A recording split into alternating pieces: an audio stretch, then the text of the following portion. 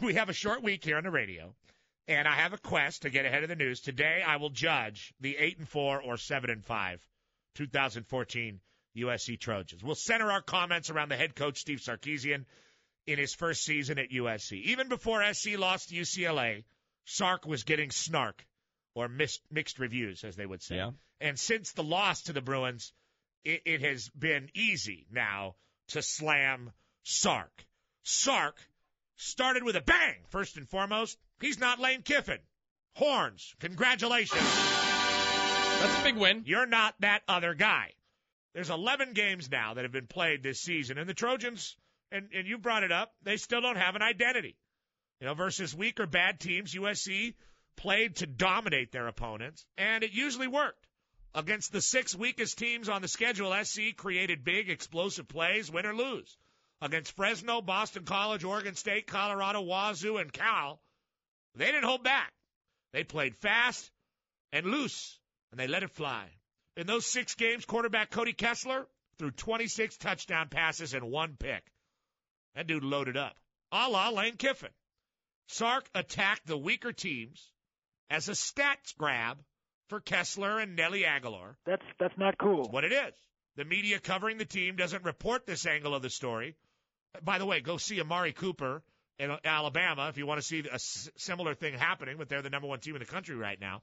Instead of the people covering the team, they just blast out that Cody Kessler threw 7 TDs versus Colorado. Well, okay, and I love Cody Kessler. You know I do. Yeah. Against the 5 toughest teams on the schedule, that's when USC's other identity kicked in. Against the better teams, Stanford, Arizona State, Arizona, Utah, and UCLA, Sark tightened up the play calling. SC had a second identity. And against the best teams, he would focus only on Nelson Aguilar and tailback Buck Allen. He would no longer trust Cody Kessler to throw the ball deep. And against the better teams, USC would not play as fast as they did versus the weaker teams. Sark would narrow down the play calls against the better teams to Buck Allen running the ball in bubble screens and hitches to Aguilar. And against those better teams, the ones that I listed, how about this? Is this a difference? Kessler threw only 4 touchdowns and 3 picks. Oh, boy. It's night and day. I mean, it really is. And, I mean, I got to thinking about it, Matt. Do they have an identity? Well, yeah, they have 2. They have the USC playing against weaker opponents, and then they have USC against perceived better opponents or games in which Sark is tight. Believe me that Cody wanted more. He didn't want to dial the offense back versus the better teams. None of those guys on the team did.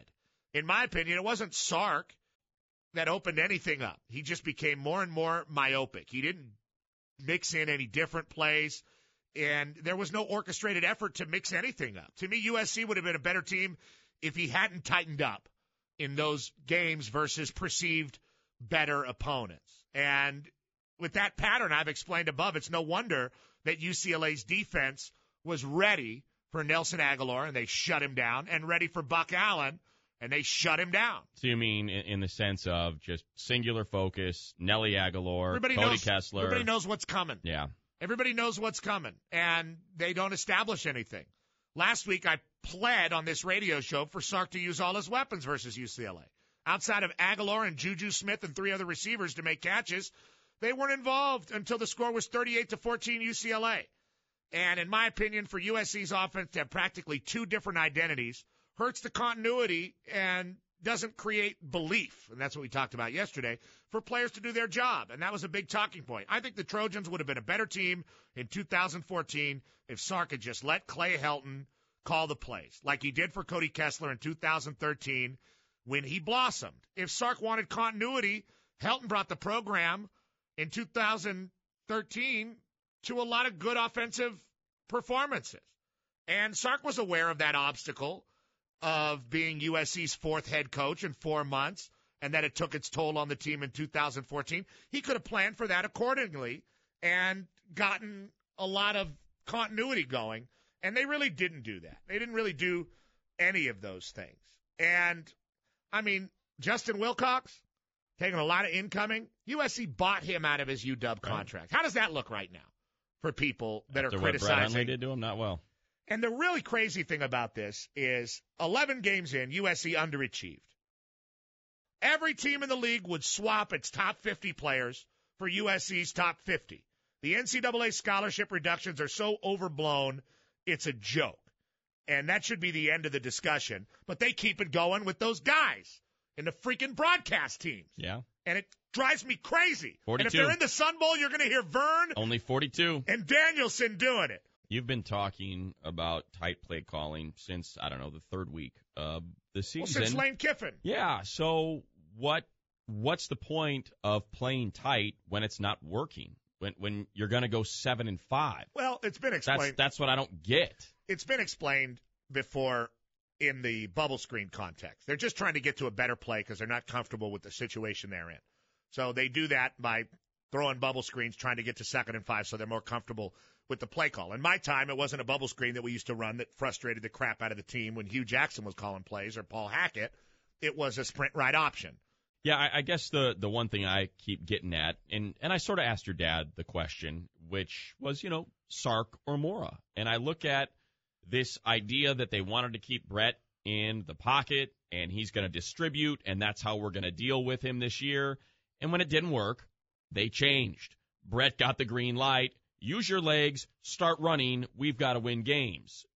So why can't Sark do the same thing and recognize this isn't working? Because change. I think the fool's gold of those stat grab style games. The Nelly Aguilar is targeted 100 times versus Cal, and it's a great thing. The headline that they write when Cody Kessler throws 7 touchdown passes against Colorado. It's not stat grab against the worst secondary in the conference. It's Cody throws 7 touchdowns, everything in that Heisman hype going. It's that kind of thing. Then somebody has to, and this may be, speaking of myopic of me, to sit down, Tim Tessalone and Steve Sarkisian, and say, this is USC. Nobody cares. They may care in the moment, but unless you're beating Notre Dame, UCLA, and you are challenging for the Pac-12 South, nobody gives a rat's ass about 7 touchdowns and your stupid Leonard Williams, Nelly Aguilar for individual award emails. That doesn't work. Not at this school. It might work at Arizona and Utah. It doesn't work here. It's one thing to get a Nelly Aguilar email when you've won 10 games. Right. That's fine. It's one thing to get a Carson Palmer email in 2002, and it's a Heisman type of thing. But do you remember getting similar emails about Marquise Lee when Lane Kiffin was the head coach? Absolutely. What's the difference? There's none. That's what I'm saying. Matt, that's what I'm saying. Yeah. I mean, as much income, or I shouldn't say incoming, as much grief as Pete took at the end of his tenure because it kind of got sideways on him, you recognize USC always has the talent. It's always there. Well, and it comes down to the coach as to whether or not they have a system and those kids will follow him as to whether or not they're going to win. What's upsetting to me is people just, and it happened to me on my way to work yesterday, people just hammering me saying, if you think the sanctions don't have an effect, you're a dumbass. You're a crazy idiot. And it's like, well, look, of course, there's a residual effect to everything that happens in a football program that really is hard to measure. But I think making it a theme from within the program is counterproductive, and it tells these guys that it's okay to fall apart in the fourth quarter of a game. I think it's a self-fulfilling prophecy of doom.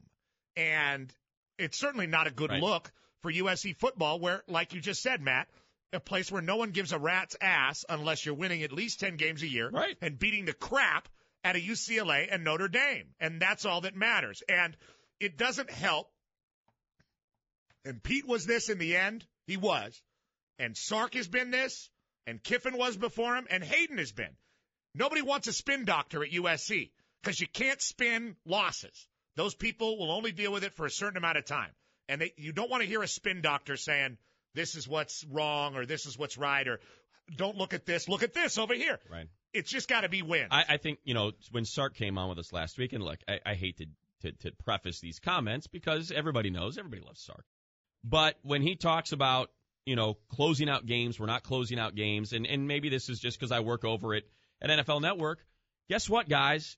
In the NFL, it doesn't matter about depth. No one is coming in for you in the fourth quarter because you're tired and there's no reinforcements to come save your ass and we keep fading and falling apart. It's not the way it works in the NFL. There are 53 guys on a roster, and guess who plays every defensive snap? Leonard Williams, you want to be the number one pick in the draft, you're going to have to be effective on the final play of the fourth quarter if you expect to get paid $45 million guaranteed. This whole 42 guys only dressed for UCLA, it gives them an out. It gives every kid out there who's tired and is getting their ass kicked an out. Because now it's, well, what do you expect? We've got these scholarship restrictions. How can you expect us to win these games and close them out? We're tired. We don't have the depth. They didn't have trouble closing out games when Ed Ogeron was kicking their ass out. Of course, they did get beat by UCLA, but they won a lot of other games. Anyway, that's what's wrong with USC football, and there's your dissertation.